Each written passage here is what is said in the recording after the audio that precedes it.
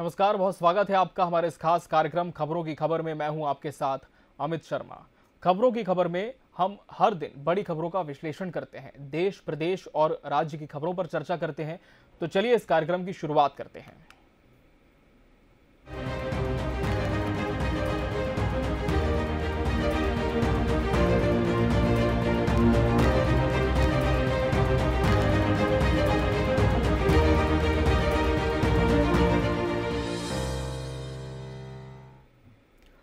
मणिपुर में मैतेई कुकी हिंसा के बीच पांगल समुदाय के लोगों ने अपने घरों के बाहर खुद के मुसलमान होने के बारे में लिख दिया है। स्थानीय भाषा में मुस्लिम मैतेई समुदाय को पांगल भी कहा जाता है। इसी पांगल समुदाय ने अपने घरों के बाहर इसलिए खुद के मुसलमान होने की बात लिखी है ताकि कुकी हमलावर उन्हें मैतेई हिंदू न समझ लें। मणिपुर की 32 लाख की आबादी में पांगल मुस्लिम लगभग 2.5 लाख हैं। विष्णुपुर के वाक्ता गांव के अली बताते हैं कि हमें अपनी जान की फिक्र है। इस घटना से साफ हो गया है कि ये हिंसा मणिपुर में हिंदुओं के खिलाफ है। इसका आरक्षण से कोई लेना देना नहीं है।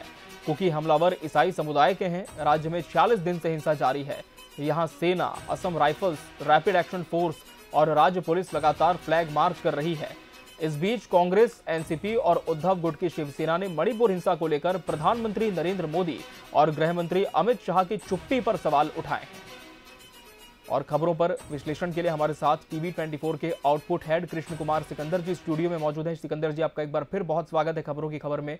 सिकंदर जी, लगातार मणिपुर जल रहा था और अब मुसलमान होने का दावा भी किया जाने लगा है। घर के बाहर कुछ समुदाय के लोग हैं जो खुद के मुसलमान होने की बात लिख रहे हैं। किस तरह से इसे देखा जाए? क्या सुरक्षा के लिहाज से इसे समझा जाए कि वो अपनी जान के हित के लिए ऐसा कर रहे हैं? मणिपुर की हिंसा वास्तव में चिंताजनक है। मैं इसको दूसरे रूप में देखता हूँ। मेरा मानना है कि अभी हाल में कश्मीर फाइल आई और कश्मीर फाइल के बाद फिर जो है Kerala story I. Kerala story में एक बात सामने आई है जिसमें एक मुस्लिम लड़की कहती है कि अगर आप बताओ किसी बुर्का पहने महिला के साथ कभी छेड़छाड़ हुई। इसका मतलब ये हुआ कि इस्लाम को स्थापित करने के लिए बताया गया। देवी देवताओं पर इस तरह के सवाल खड़े किए गए।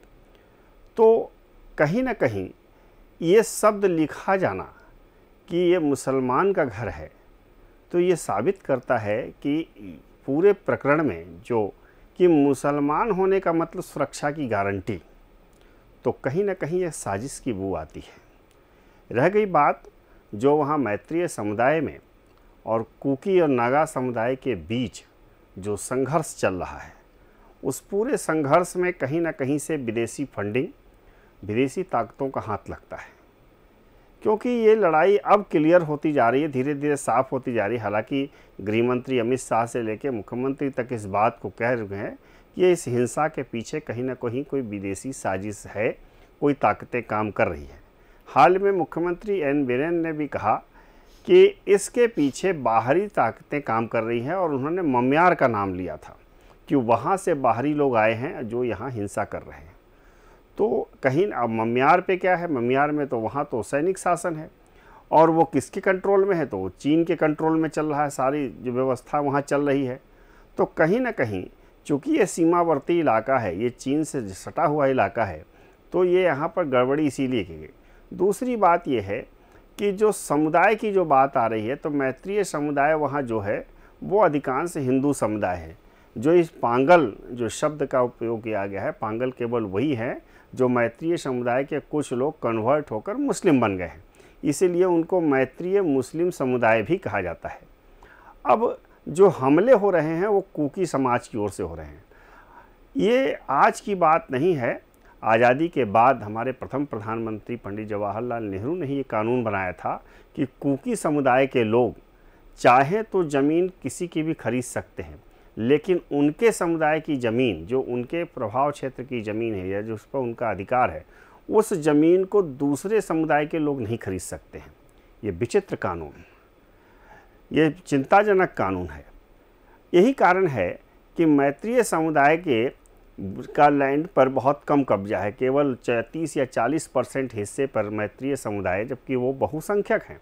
आज भी उनकी संख्या घटने के बाद भी, कन्वर्जन के बाद और जन्मदर कम होने के बाद भी कुकी समुदाय की संख्या जो है कम है, लेकिन करीब 70% भूभाग पर उनका कब्जा है। उसके बाद ये मामला आग की तरह इसलिए फैला कि हाई कोर्ट ने ये मैत्रीय समुदाय भी पहुंचा, चूँकि हम भी जनजातीय थे।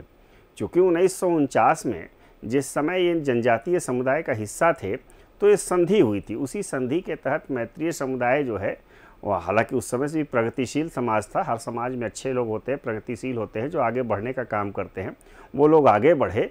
लेकिन उसके अंदर ये हक छीन लिया गया। आरक्षण की सुविधा कुकी नगा समुदाय को, ज़मीन पे आरक्षण की सुविधा कुकी नगा समुदाय को। तो ये मैत्रीय समुदाय के लोगों ने हाई कोर्ट का दरवाज़ा खटखटाया और उन्होंने मांगा कि हमें भी, चूँकि अब हमारी स्थिति भी माइनॉरिटी की हो गई है, बहुत कम भूभाग में हमारे, तो हमें आरक्षण मिलना चाहिए।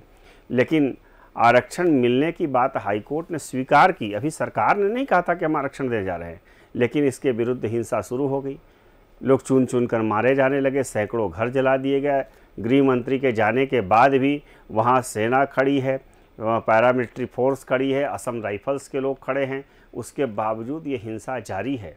और यहाँ घरों में ये लिखा जाना कि ये मुसलमानों का घर है, ये कहीं ना कहीं बहुत बड़ी स्क्रिप्ट है, बहुत बड़ा टूल किट है और बहुत बड़ी साजिश है कि ये सब फिर से ये साबित करने की ये कोशिश है कि इस्लाम सर्वश्रेष्ठ है और इस्लाम के छतरी तले मजबूत है, ताकि हिंदू समुदाय कन्वर्ट हो सके। ये इसके अंदर की पूरी साजिश और खेल है। और विदेशी ताकतें इसमें भारत की तरक्की में बाधा बनने में बहुत बड़ी भूमिका निभा रहे हैं। जी, तो कहीं ना कहीं एक साजिश भी इसके पीछे हो सकती है कि लोग अपने घरों के बाहर में इस तरह से लिख रहे हैं कि हम मुसलमान हैं, ये मुस्लिम एरिया है। बहरहाल बढ़ते हैं आगे और बात करेंगे आज की दूसरी खबर की। फिल्म आदिपुरुष को लेकर विवाद लगातार जारी है। देश भर में इसके खिलाफ प्रदर्शन हो रहे हैं। दिल्ली हाई कोर्ट में फिल्म पर रोक लगाने की मांग को लेकर एक याचिका दायर कर दी गई है। छत्तीसगढ़ में भी हिंदूवादी संगठनों ने इसके खिलाफ रैली निकाली। रायपुर के अंबुजा मॉल के बाहर एनएसयूआई के कार्यकर्ताओं ने प्रदर्शन किया। दोनों जगह प्रदर्शनकारियों ने जमकर नारेबाजी की। बिलासपुर पुलिस ने रोकने के लिए बैरिकेडिंग भी की थी, लेकिन वो इसे तोड़कर घुस गए। इसके बाद हॉल के सामने बैठकर हनुमान चालीसा का पाठ करने लगे। पुलिस ने उन्हें हिरासत में लेकर हटवाया। इसी तरह मुंबई के नाला सोपारा में हिंदू संगठन के कार्यकर्ताओं ने फिल्म का शो रुकवा दिया। उन्होंने थिएटर में पहुंचकर नारेबाजी की और दर्शकों से हॉल के बाहर जाने को कहा। इसके बाद शो रद्द कर दिया गया। इधर विवाद के बाद फिल्म मेकर्स ने विवादित डायलॉग बदलने का फैसला किया है। फिल्म के राइटर मनोज मुंतशिर ने भी ट्वीट कर फिल्म को लेकर सफाई दी और फिर कहा कि फिल्म से विवादित डायलॉग्स इसी हफ्ते हटा लिए जाएंगे। सिकंदर जी, आदिपुरुष फिल्म का टीजर पिछले साल जब रिलीज हुआ था तभी से इस पर विवाद हुआ। मेकर्स ने ग्राफिक्स बदले और इसके बाद अब जब फिल्म सिनेमाघरों में 16 तारीख से लग चुकी है, अब भी विवाद जारी है। बताया जा रहा है कि जो संवाद हैं वो काफी दोयम दर्जे के इसमें उपयोग किए गए हैं। और जो इसके डायलॉग राइटर हैं मनोज मुंतशिर, पहले तो उन्होंने इस पूरी डायलॉग राइटिंग की प्रक्रिया को लेकर सफाई दी थी, लेकिन बाद में अब वो भी बैकफुट पर आ रहे हैं। क्या लगता है कि अब मेकर्स को विवश होकर फिल्म के संवाद बदलने पड़ेंगे? और ये जो संवाद बदलने की प्रक्रिया मेकर्स अपनाएंगे, क्या इसके बाद विवाद थम सकता है इस फिल्म पर? पहली बात तो फिल्म कभी मनोरंजन का साधन होने के साथ शिक्षाप्रद भी हुआ करती थी। फिल्म मेकर कोई भी हो, उनको उसके अनुरूप संवाद रखना पड़ता है। अब रामचरितमानस या रामायण के आधारित फिल्म अगर बनाई गई है तो देश के अंदर, पूरी दुनिया के अंदर राम को मर्यादा पुरुषोत्तम के रूप में जाना जाता है। रावण के भी चरित्र वहाँ जो है एक बड़ी आज के संदर्भ में आज के युवाओं को की भाषा में लिखी जाने की। तो छत्तीसगढ़ पीएससी 2021 के परिणाम में एक ही परिवार के 2 से 3 लोगों का चयन हुआ। इस चयनित परिवार में बड़े नेता, मंत्री और अधिकारियों के बच्चे शामिल हैं। ये बात चयन प्रक्रिया में संदेह खड़े कर रही है। इस मामले में चयन से वंचित अभ्यर्थी काफी नाराज भी है और न्यायालय की शरण लेने की तैयारी में है। भाजपा इसे मुद्दा बनाकर आक्रामक है। पीएससी रिजल्ट पर भाजपा लगातार सवाल खड़े कर रही है। इतना ही नहीं, भाजपा ने तो सरकार पर पीएससी की सीट पर बोली लगाने का आरोप लगा दिया। इस मुद्दे पर जहां अखिल भारतीय विद्यार्थी परिषद सड़कों पर है, वहीं भारतीय जनता युवा मोर्चा ने रायपुर में मुख्यमंत्री आवास घेरने जैसे बड़े प्रदर्शन किया। इस मामले में अब मुख्यमंत्री भूपेश बघेल ने कहा कि चयनित बच्चे राजनीतिक परिवार और ब्यूरोक्रेट्स के परिवार के हैं तो कोई अपराध नहीं है। भाजपा के पास सबूत है कि कहीं गलत हुआ है तो हम जांच कराएंगे, हमें वो सबूत ला कर दें। सिकंदर जी, सोमवार को एक बड़ा प्रदर्शन भारतीय जनता युवा मोर्चा ने किया, जिसमें शीर्ष पंक्ति के भाजपा नेता शामिल थे। क्या अब बीजेपी इसे चुनाव तक पूरा लेकर के जाएगी? और साफ तौर पर इस पर मुख्यमंत्री ने यह भी कहा है कि अगर कोई परिवार के बच्चे जो राजनीति से संबंधित है इस चयन सूची में उनका नाम आता भी है तो ये कोई अपराध नहीं है। किस तरह से इसे देखा जाए? चयन होना कोई अपराध नहीं है। अपराध अधिकार हम तो देखते हैं कि जज के बच्चे जज हो रहे हैं, आईएएस के बच्चे आईपीएस हो रहे हैं, मंत्री के बच्चे जो संपन्न हैं वो ला रहे हैं और जो योग्य हैं वो वहाँ पहुँच रहे हैं। इसमें कहीं कोई सवाल नहीं है। सवाल तो यहाँ इस बात का है कि एक ही परिवार के 2-2, 3-3 बच्चे का चयन हो जाता है और सवाल तब खड़ा होता है जब रसूखदारों के बच्चे इस तरह के पूरे परिवार के बच्चे इस तरह की सूची में शामिल हो जाते हैं, तब कहीं ना कहीं संदेह पैदा हो जाता है। अब सरकार जिसकी है सवाल तो उसी से पूछे जाएंगे, चाहे वो सरकार किसी की हो, मुख्यमंत्री कोई हो, शासन किसी का हो, लेकिन जिसका शासन है उस पर सवाल खड़े होंगे और उनको जवाब देना चाहिए। अगर विपक्ष ये आरोप लगा रहा है और ये बात अभ्यर्थियों ने जो चयन से वंचित रह गए, ऐसे विद्यार्थी कोर्ट जाने के लिए बात कर रहे हैं, ऐसे विद्यार्थियों ने शोक पत्र जारी किया उन्होंने और ये बताया कि हमारे लिए ये मृत्यु के समान है ये रिजल्ट, तो ऐसे विरोध के बाद हमें लगता है कि प्रदेश के मुखिया को और प्रदेश के शासन सरकार को इस पर विचार करना चाहिए, इसके पुनर्मूल्यांकन पर विचार करना चाहिए कि कहीं ना कहीं कोई गड़बड़ी है। इस तरह से बचाव कर लेने से या एक बयानबाजी से राजनीति तो हो सकती है लेकिन न्याय नहीं हो सकता है। अगर अभ्यर्थियों का ये आरोप है कि उनके साथ अन्याय हुआ है, वो जो परीक्षा दिए हैं वो रिजल्ट उसके गलत हैं, तो उसमें पारदर्शिता लाई जानी चाहिए। हम हर बात की पारदर्शिता की बात करते हैं, हम न्याय में पारदर्शिता की बात करते हैं, हम हर काम में पारदर्शिता की बात करते हैं, तो फिर इन बच्चों के परिणाम में पारदर्शिता क्यों नहीं है? ये बड़ा सवाल है।